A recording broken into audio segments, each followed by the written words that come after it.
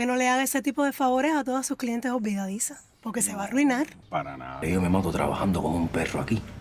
Es que tú te das los gustos que te das. Víctor no me convenció de nada, mamá. Acaba de entender que yo tomé mi decisión. Nada, no podía pedirte consejo ni opinión acerca de nada. ¿Pero por qué tiene que ser Yatriel?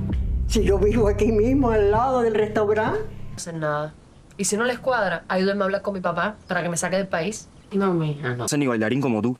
No voy a andar el día entero sucio como mi papá, y mucho menos cocinero como mi mamá. Los clientes no tienen que estar haciendo tanta cola para los aparatos. Eso también tiene su parte positiva. Pero ya para eso le di la solución. Que tú me alargues un poco la cocina esa para acá.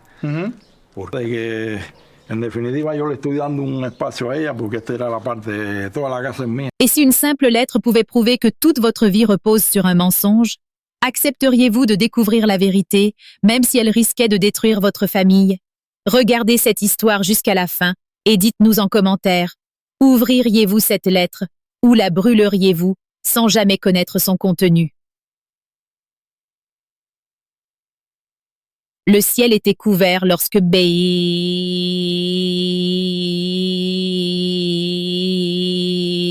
Clara Delcourt descendit du train dans une petite ville côtière du nord de la France.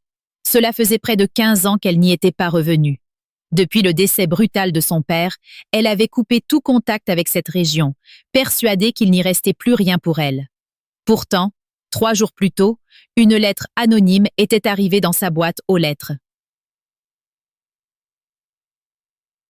Votre père n'est pas mort pour les raisons que l'on vous a racontées. Si vous voulez enfin connaître la vérité, revenez avant le 15 octobre. Après cette date, il sera trop tard. Aucune signature, aucune adresse, seulement une vieille photographie glissée dans l'enveloppe. On y voyait son père aux côtés de 3 inconnus devant un phare balayé par les vagues. Au dos de la photo, un seul mot avait été écrit à l'encre noire. Marée.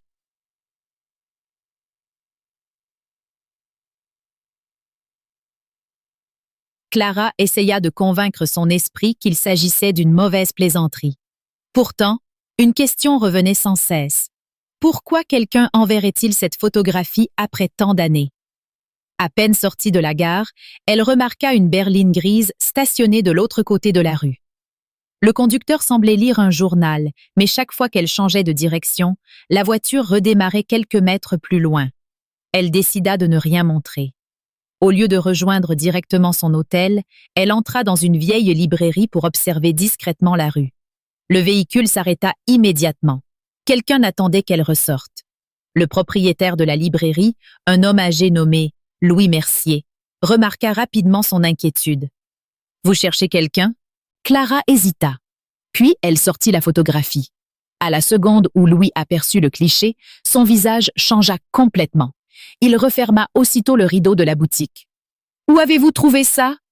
On me l'a envoyé il y a 3 jours. Pourquoi? » Louis resta silencieux quelques instants avant de répondre. « Parce que cette photographie aurait dû être détruite il y a 25 ans. » Clara sentit son cœur s'emballer. Louis ouvrit un vieux tiroir et en sortit une carte de la ville. Il entoura au crayon un ancien entrepôt abandonné situé près du port. Votre père venait ici toutes les semaines. Officiellement, il restaurait de vieux bateaux. En réalité, personne n'a jamais su ce qu'il faisait dans ce bâtiment. Avant qu'il puisse continuer, la clochette de la porte retentit. Un homme entra dans la librairie. Costume sombre, gants noirs, visage impassible. Il ne regarda même pas les livres. Ses yeux se posèrent immédiatement sur Clara. « Mademoiselle Delcourt, quel plaisir de vous rencontrer enfin !» Le silence envahit la boutique. Clara n'avait jamais vu cet homme. Pourtant, lui connaissait déjà son nom. « Qui êtes-vous » L'inconnu esquissa un sourire discret. « Quelqu'un qui a fait une promesse à votre père il y a très longtemps. Mais avant de répondre à vos questions, j'aimerais vous poser la mienne. » Il marqua une pause. « Êtes-vous certaine de vouloir découvrir pourquoi votre père a simulé sa propre mort? » Le monde sembla s'arrêter autour de Clara. Pendant 15 ans, elle avait porté le deuil d'un homme qu'elle croyait disparu. Et si cet inconnu disait vrai, alors son père était peut-être encore vivant. Au même instant, dehors, la berline grise démarra lentement, À son bord, une femme observait la librairie à travers des jumelles. Elle prit son téléphone. Elle vient de rencontrer Mercier, et quelqu'un est arrivé avant nous. Une voix calme répondit. N'intervenez pas. Si Clara accepte de suivre cet homme, elle nous conduira directement jusqu'au dernier secret de son père. L'appel prit fin. À l'intérieur de la librairie, Clara comprit qu'elle venait de franchir un point de non-retour. Elle était venue chercher des réponses. Sans le savoir, elle venait peut-être d'entrer dans une histoire qui avait commencé bien avant sa naissance. La librairie resta plongée dans un silence pesant. Clara observait tour à tour Louis Mercier et l'inconnu. Aucun des deux ne semblait surpris par la présence de l'autre. Au contraire, leur regard traduisait une méfiance ancienne, comme s'ils se connaissaient depuis de nombreuses années. L'homme aux gants noirs retira lentement son manteau et s'assit sans attendre qu'on l'y invite. Nous n'avons pas beaucoup de temps. Ceux qui surveillent cette ville savent déjà que Clara est revenue. Louis referma discrètement les volets de la boutique avant de verrouiller la porte. Tu n'aurais jamais dû venir ici, Adrien. L'inconnu esquissa un léger sourire. Si je ne l'avais pas fait, ce sont eux qui l'auraient trouvé en premier. Clara sentit la confusion grandir. Quelqu'un pourrait enfin m'expliquer ce qui se passe. Depuis mon arrivée, tout le monde parle de mon père comme s'il avait mené une double vie. Adrien posa calmement une vieille clé en laiton sur la table. Elle était gravée d'un étrange symbole représentant une vague entourant une étoile. Ton père ne restaurait pas des bateaux. Il cherchait quelque chose qui avait disparu bien avant ta naissance. Pendant des années, il a parcouru les anciens docks, les tunnels du port et les archives maritimes. Il était persuadé que quelqu'un avait caché des preuves capables de faire tomber plusieurs personnes très influentes. Clara fronça les sourcils.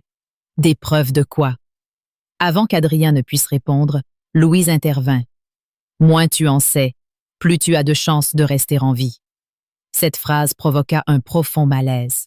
Clara se leva brusquement.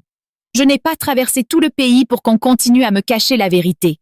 Si mon père est vivant, je veux savoir où il est. Et s'il est réellement mort, je veux savoir pourquoi tout le monde ment depuis 15 ans. Adrien la regarda quelques secondes avant de sortir une enveloppe soigneusement pliée. Ton père m'a demandé de te remettre ceci uniquement si tu revenais ici de ton plein gré. À l'intérieur se trouvait une feuille couverte d'une écriture que Clara reconnut immédiatement. C'était celle de son père. Clara, si tu lis cette lettre, c'est que tu as choisi de chercher la vérité malgré tous les dangers. Je ne peux pas te dire où je suis, mais je peux te dire une chose. Ne cherche jamais les réponses dans les lieux évidents. Ceux qui me poursuivaient pensaient que je protégeais un objet. Ils se trompaient. Ce que je protégeais, c'était une personne. Clara relut plusieurs fois cette dernière phrase. Une personne.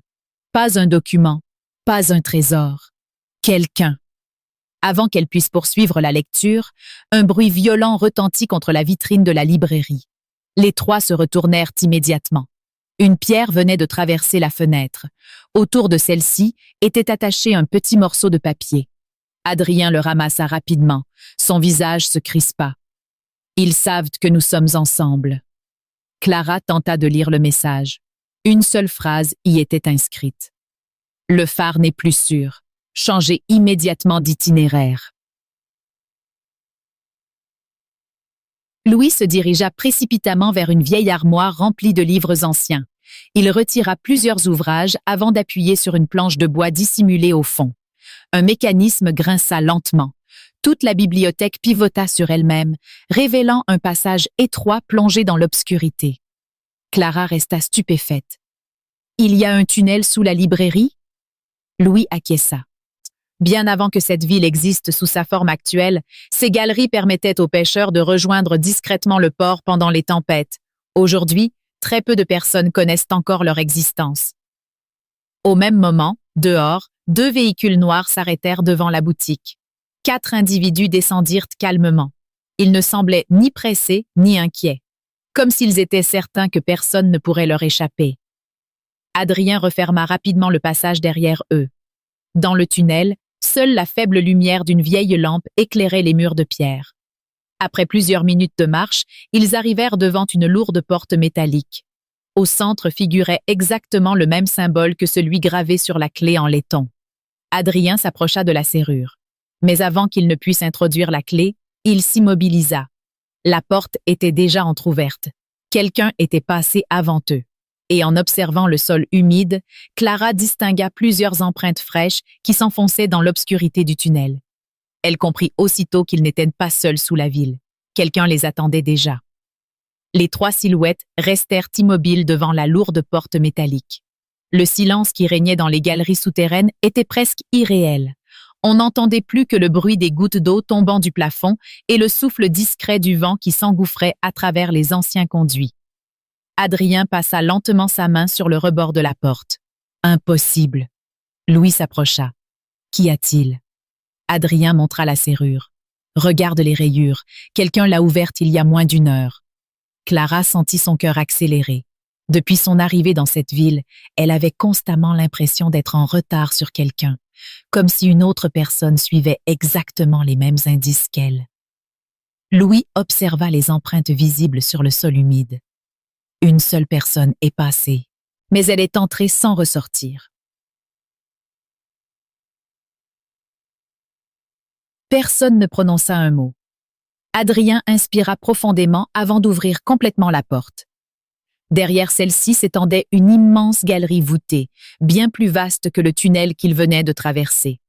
De vieilles canalisations longeaient les murs tandis que d'anciens rails rouillés disparaissaient dans l'obscurité. Au plafond, plusieurs lampes industrielles étaient encore alimentées. Quelqu'un entretenait cet endroit. Clara s'arrêta brusquement. Regardez. À quelques mètres devant eux, une lampe torche reposait au sol. Elle était encore allumée. Adrien la ramassa. Elle ne peut pas être ici depuis longtemps. Ils continuèrent d'avancer avec prudence. Plus ils s'enfonçaient dans les galeries, plus les murs devenaient récents. Les pierres anciennes laissaient progressivement place au béton, comme si quelqu'un avait construit un second réseau souterrain plusieurs décennies après le premier. Soudain, Clara aperçut quelque chose accroché au mur. Une vieille plaque métallique. Dessus était inscrit « Secteur 14 ». Aucun d'eux ne comprenait ce que cela signifiait. Quelques mètres plus loin, ils découvrirent une immense salle circulaire. Au centre se trouvait une grande table recouverte de cartes maritimes anciennes. Mais ce qui attira immédiatement l'attention de Clara était une gigantesque maquette représentant toute la côte. Des centaines de petites lumières rouges y étaient réparties. Certaines clignotaient lentement, d'autres restaient fixes. Adrien fronça les sourcils. Ce n'est pas une maquette touristique. Louis acquiesça. C'est un système de repérage. Clara observa attentivement les repères. Chaque lumière portait un numéro. Puis, elle remarqua une inscription. Poste 27, phare de Saint-Roch.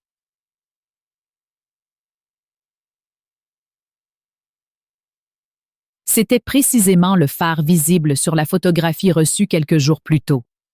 Avant qu'elle puisse poser une question, un bruit métallique retentit derrière eux. Ils se retournèrent immédiatement. La porte venait de se refermer toute seule. Puis une voix résonna dans toute la salle, calme, posée, presque rassurante. « Félicitations, vous avez trouvé le premier refuge. » Les 3 échangèrent un regard inquiet. La voix poursuivit. « Si vous écoutez ce message, cela signifie que le protocole de sécurité a été déclenché. Ne cherchez pas à sortir immédiatement. Les personnes qui vous poursuivent attendent probablement déjà à l'extérieur. » Clara reconnut soudain cette voix. Elle connaissait cette façon de parler, cette intonation. Elle s'approcha lentement des haut-parleurs. Les larmes commencèrent à monter. « Non. » Louis baissa les yeux. Il comprit avant elle. La voix appartenait à son père. Mais l'enregistrement semblait récent, beaucoup plus récent que sa prétendue disparition. Le message continua. « Clara, si c'est bien toi qui es arrivée jusqu'ici, cela signifie que tu as ignoré tous mes avertissements. Je savais que tu reviendrais un jour. C'est pour cela que j'ai préparé ce lieu. Mais écoute-moi attentivement. À partir de maintenant, Ne fais confiance à personne, pas même à ceux qui prétendent t'aider depuis le début. Le regard de Clara se posa instinctivement sur Adrien, puis sur Louis. Le doute venait de s'installer. Qui disait la vérité?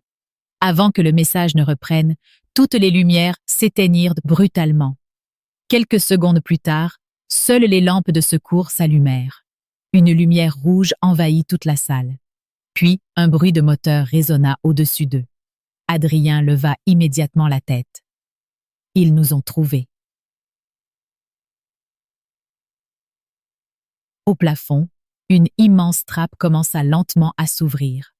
Des faisceaux lumineux descendirent dans la galerie. On entendait plusieurs personnes marcher. Mais ce qui glaça complètement Clara fut la voix qu'elle reconnut aussitôt. C'était celle de sa tante, Élise. Une femme qu'elle croyait vivre depuis des années au Canada et qui n'avait jamais montré le moindre intérêt pour cette ville. Élise donna calmement un ordre. « Fouillez chaque galerie. Ma nièce est ici. Et cette fois, elle ne doit surtout pas découvrir ce qui se trouve dans le secteur 21. » Clara sentit son souffle se couper. Pourquoi sa propre tante faisait-elle partie de cette organisation? Et surtout, que cachait donc ce mystérieux secteur 21 que tout le monde semblait vouloir protéger?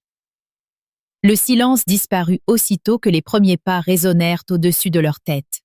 Clara leva instinctivement les yeux vers la grande trappe qui continuait de s'ouvrir lentement. Les faisceaux des lampes balayaient désormais toute la galerie, cherchant le moindre mouvement. Adrien éteignit immédiatement sa lampe. Ne bougez plus, ils connaissent ce complexe, mais pas autant que nous. Louis s'approcha rapidement de la grande maquette installée au centre de la salle. Il posa sa main sur une ancienne boussole fixée au plateau, puis il la tourna exactement de 90 degrés. Un léger déclic métallique retentit. Quelques secondes plus tard, une partie du mur commença silencieusement à pivoter.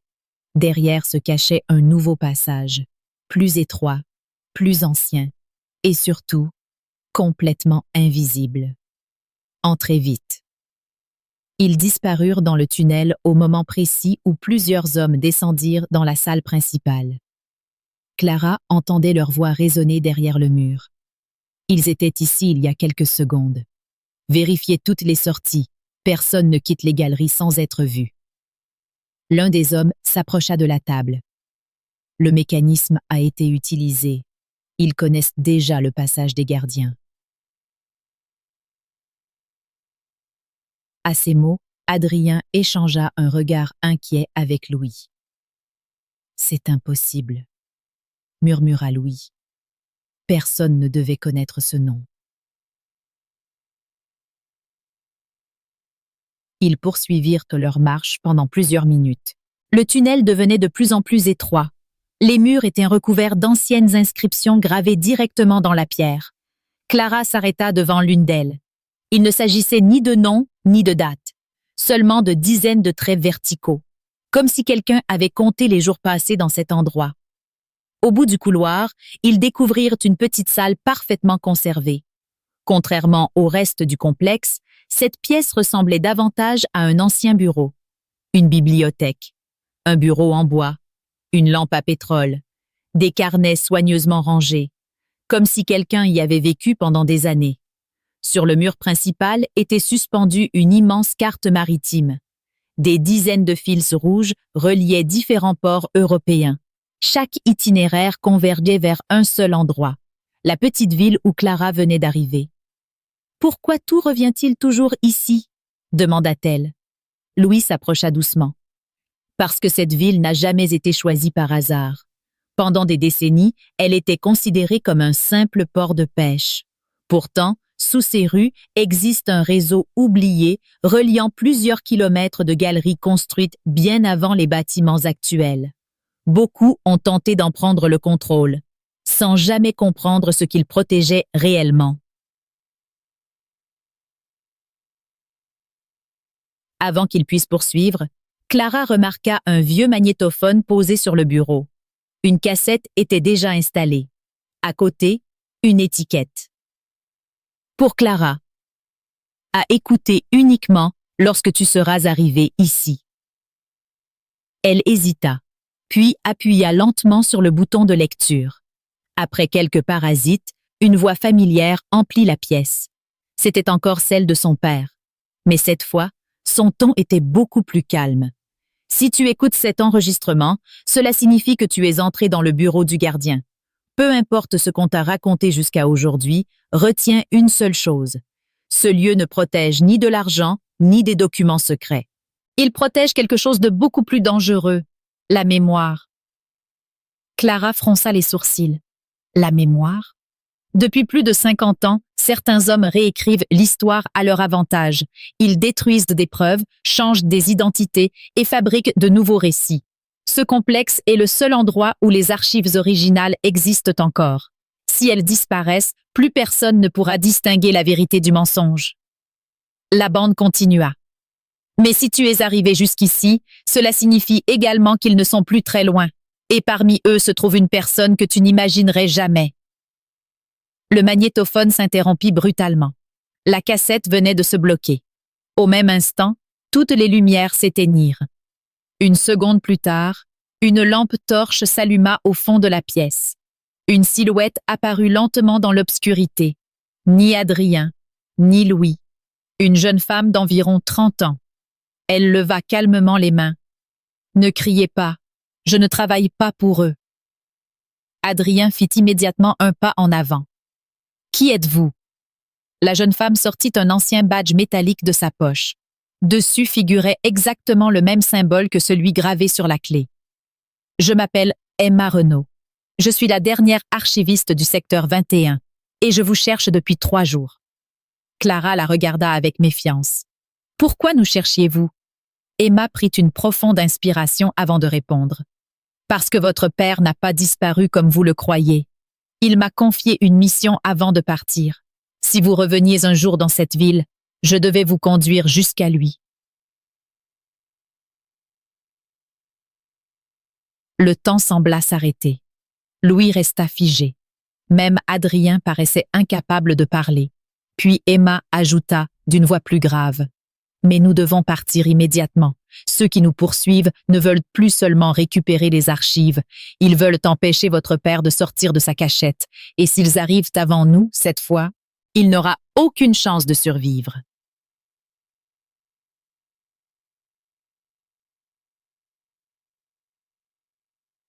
Personne ne prononça un mot.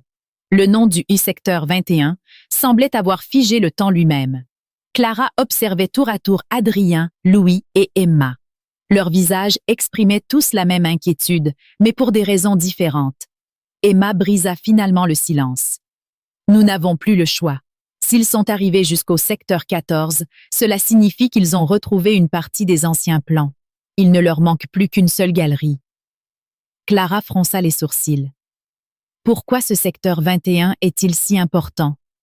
Emma inspira profondément. « Parce qu'il ne contient pas un trésor. Il contient la seule preuve capable de détruire toute leur organisation. » Adrien leva immédiatement les yeux. « Tu es certaine ? Je croyais que ces documents avaient disparu il y a des années. » Emma secoua lentement la tête. « C'est exactement ce qu'ils voulaient nous faire croire. Pendant tout ce temps, ils ont laissé courir la rumeur qu'il s'agissait d'archives détruites. En réalité, elles n'ont jamais quitté ce réseau souterrain. » Clara observait chacun de leurs gestes. Plus ils parlaient, plus elle comprenait que son père n'était pas simplement un homme ayant découvert un secret. Il avait consacré une partie de sa vie à empêcher quelqu'un d'effacer définitivement une vérité. Mais laquelle? Emma s'approcha de la grande carte suspendue au mur. Elle fit glisser doucement plusieurs épingles métalliques. Sous la carte apparut un second plan, beaucoup plus ancien. Ce plan ne représentait pas seulement les tunnels, il montrait également les bâtiments construits au-dessus. Le phare, la gare, la bibliothèque, le vieux port, l'ancien tribunal. Puis Clara remarqua un détail étonnant. Toutes les galeries convergeaient vers un bâtiment banal situé au cœur de la ville, une école primaire. « Pourquoi une école ?» demanda-t-elle. Louis répondit avec gravité. « Parce qu'autrefois, ce bâtiment n'était pas une école. » C'était le siège administratif de la ville. Lorsqu'il a été transformé, tout le monde a cru que les anciennes caves avaient été condamnées.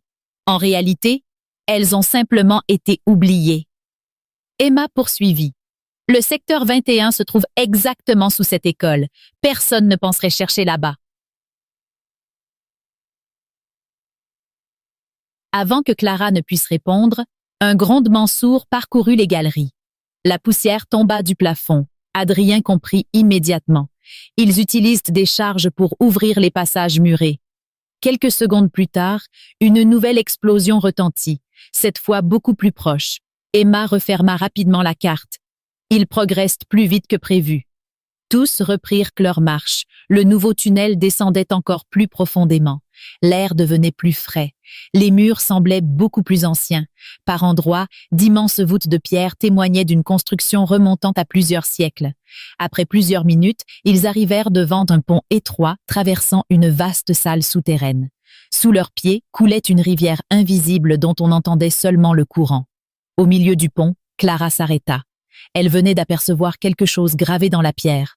Toujours le même symbole, mais cette fois accompagné d'une inscription. La vérité exige toujours un sacrifice. Emma baissa lentement les yeux. Cette phrase est plus ancienne que toute cette ville. Ils atteignirent enfin l'autre rive. Au bout du passage apparaissait une immense porte circulaire en acier. Contrairement aux autres, elle ne possédait aucune serrure visible. Seulement un cadran composé de 12 symboles différents. Adrien observa attentivement le mécanisme. Je n'ai jamais vu cette porte ouverte. Louis sembla soudain réfléchir. Puis il sortit discrètement de sa poche une vieille montre à gousset. Elle appartenait autrefois au père de Clara. Au dos de la montre étaient gravés exactement les mêmes 12 symboles. Il m'avait demandé de ne jamais m'en séparer. Je comprends enfin pourquoi. Il plaça délicatement la montre au centre du cadran. Le mécanisme se mit aussitôt à tourner tout seul. Les symboles s'alignèrent progressivement. Puis un puissant bruit métallique résonna dans toute la galerie. La gigantesque porte commença lentement à s'ouvrir. Derrière se dévoila une salle immense, parfaitement conservée. Des milliers de boîtes d'archives occupaient les murs du sol au plafond. Des photographies, des registres, des films, des bandes magnétiques, des journaux. Chaque étagère portait une année différente. Emma murmura presque à voix basse. Voici le secteur 21. Clara avançait lentement, incapable de détacher son regard de cette gigantesque mémoire du passé. Au centre de la salle se trouvait une seule vitrine. À l'intérieur reposait un épais dossier relié de cuir noir. Sur la couverture figuraient seulement 2 mots. Dossier Delcourt. Son souffle se coupa. Elle s'approcha lentement. Au moment où elle tendit la main vers la vitrine, une alarme retentit brutalement dans tout le complexe. Des lumières rouges commencèrent à clignoter. Une voix automatique annonça calmement. Intrusion confirmée dans le secteur 21. Procédure de confinement activée. Fermeture de toutes les issues dans 60 secondes.